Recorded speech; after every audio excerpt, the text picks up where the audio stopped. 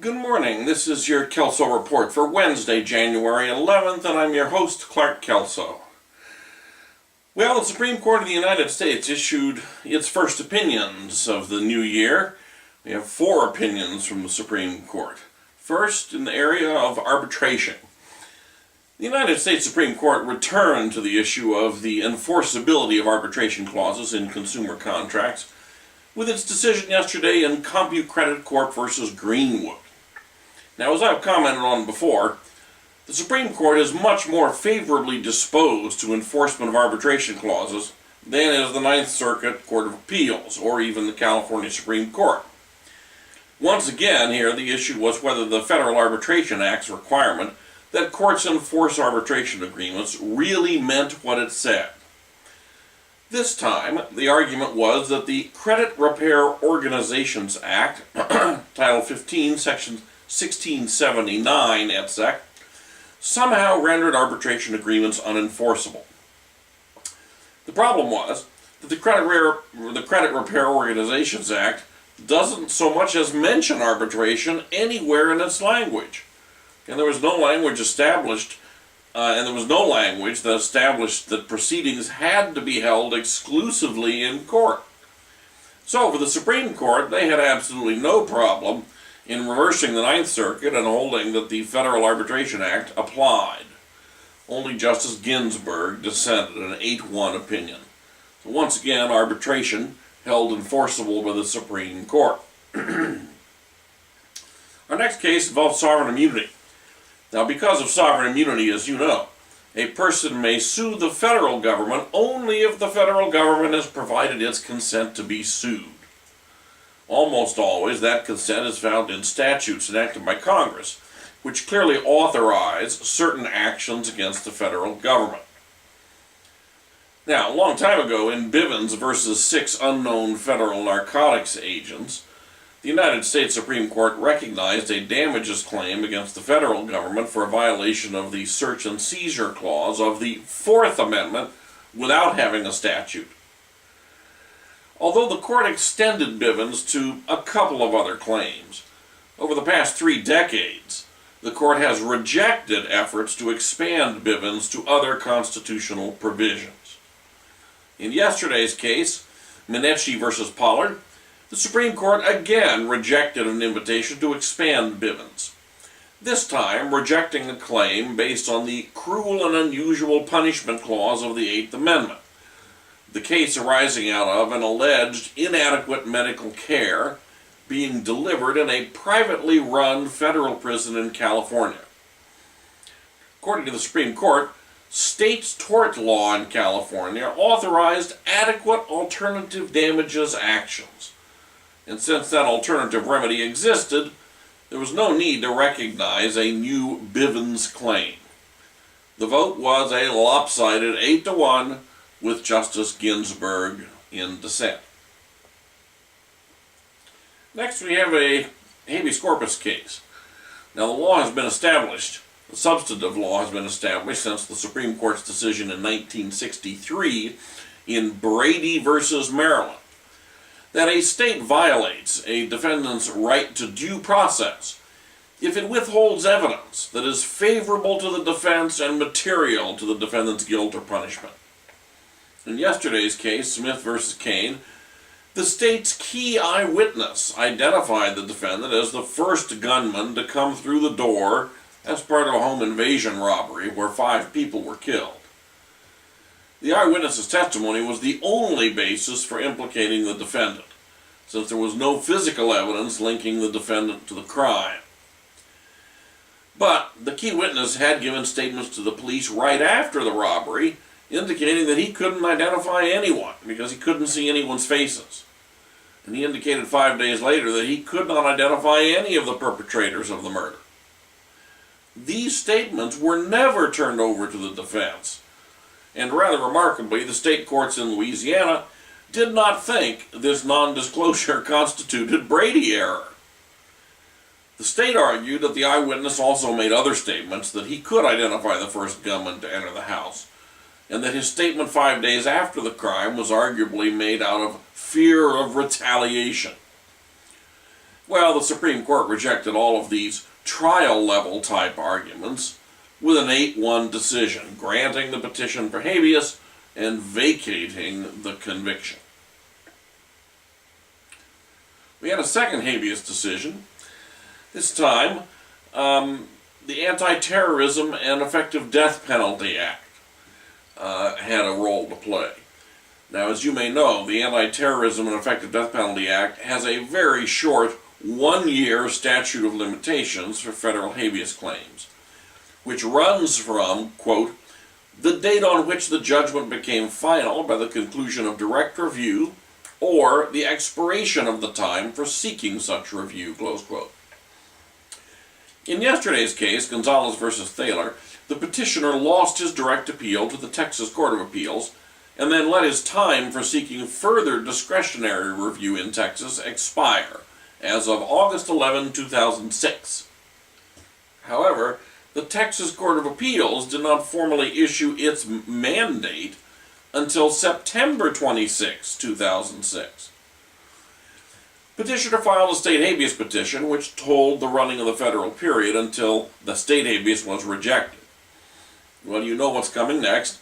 Petitioner filed his habeas petition a little more than 1 month late if you start the clock running as of August 11.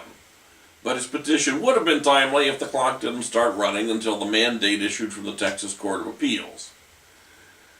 The Supreme Court held by an 8-1 vote, there's a theme here from these cases today, only Scalia dissenting this time, that the statutory language required the clock to start running when the time had expired for seeking further discretionary review, and that the timing of the filing of the intermediate appellate court's mandate was completely irrelevant to everything.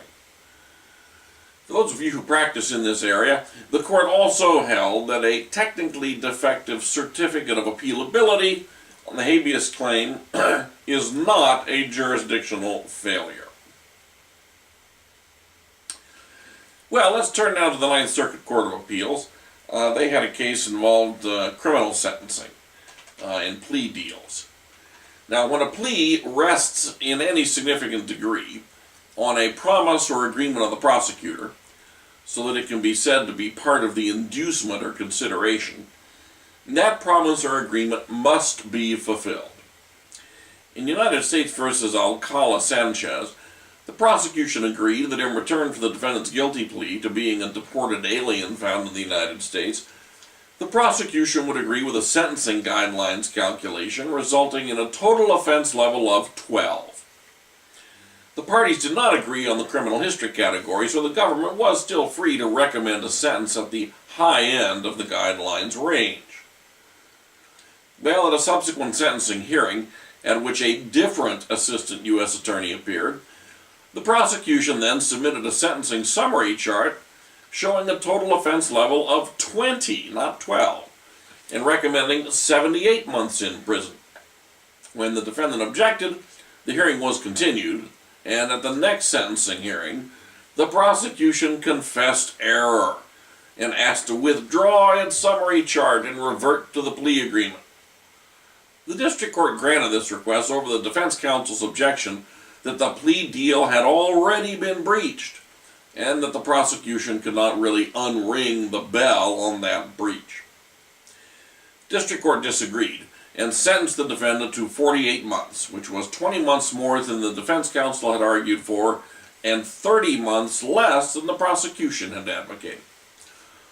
The Ninth Circuit agreed with the defense that the plea deal had been breached, and that in order to ensure fairness to the defendant in sentencing, there really was no choice but to reverse and remand for sentencing before a different judge, pursuant to the plea agreement without the summary chart. As the Ninth Circuit explained, given the circumstances, quote, one really cannot calculate how the government's error and breach may have affected the perceptions of the sentencing judge, close quote. Now, a couple of cases from the California Court of Appeal. First, a wrongful death action.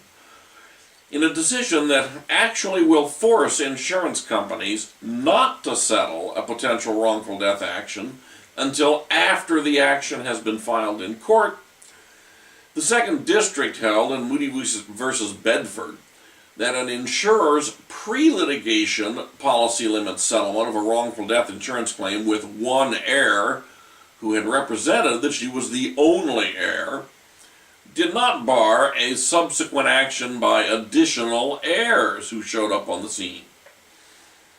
California law recognizes that once a wrongful death action has been filed, settlement of that action triggers a one-action rule, which guarantees that there is only one action for a wrongful death, so that settlement of that action precludes any other wrongful death claims. But according to the second district, the one-action rule applies only after a wrongful death action has actually been filed. So, an insurance company's pre-litigation settlement of the claim does not receive the protection of the one-action rule. And of course, as a result, no insurance company is now ever going to settle a wrongful death claim before that claim has actually ripened into a formal court filing.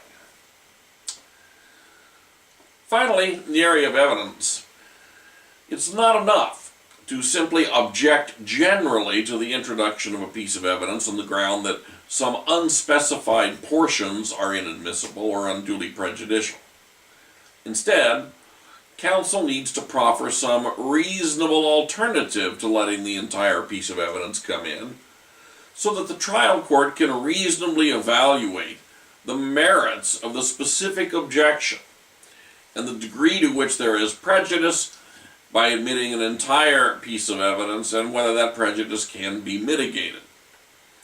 That was counsel's mistake in People v. Halford, where defense counsel in a criminal trial charging the defendant with possession of child pornography objected generally to introduction of a full 25-minute video file from the defendant's computer's hard drive, but failed to proffer a specific excerpt that would be appropriate, or any other specific evidentiary alternative, prior to the video being shown to the jury. Because of that failure, the third district held the defendant had forfeited the issue for appeal. The court also affirmed the trial court's decision to admit testimony from the defendant's daughter concerning defendant's prior molestation of her. It was not a good trial for this defendant. That's it for today's Kelso Report. Have a great day in the law.